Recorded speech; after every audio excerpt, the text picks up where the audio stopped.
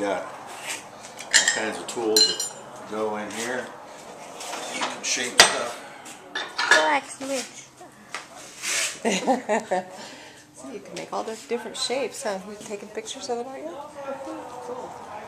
Yeah, I wish I was forging now. But I only forge 4 or 5 times a year. I accumulate things up and I get a bunch of stuff and then I'll do it.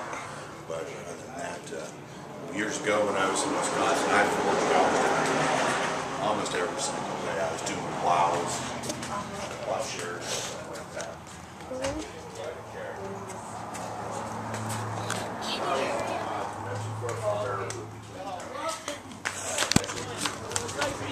Blacksmith.